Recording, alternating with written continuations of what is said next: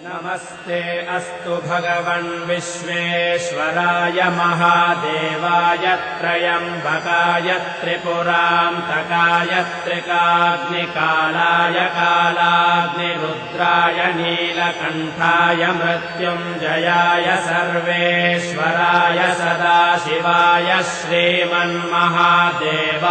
नमः।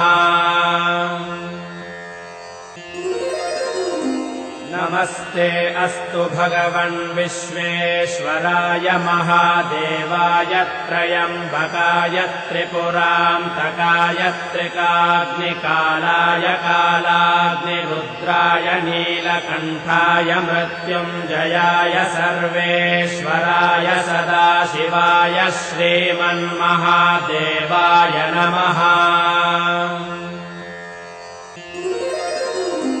नमस्ते अस्तु भगवन् विश्वेश्वराय महादेवाय त्रयम्बकाय त्रिपुरान्तकाय त्रिकाग्निकालाय कालाग्निरुद्राय नीलकण्ठाय मृत्युञ्जयाय सर्वेश्वराय सदाशिवाय श्रीमन्महादेवाय नमः।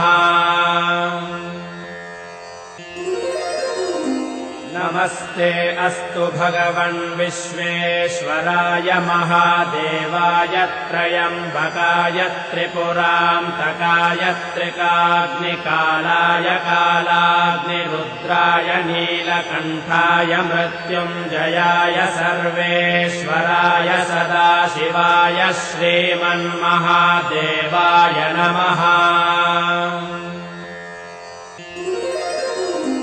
नमस्ते अस्तु भगवन् विश्वेश्वराय महादेवाय त्रयम्बकाय त्रिपुरान्तकाय त्रिकाग्निकालाय कालाग्निरुद्राय नीलकण्ठाय मृत्युञ्जयाय सर्वेश्वराय सदाशिवाय श्रीमन्महादेवाय नमः।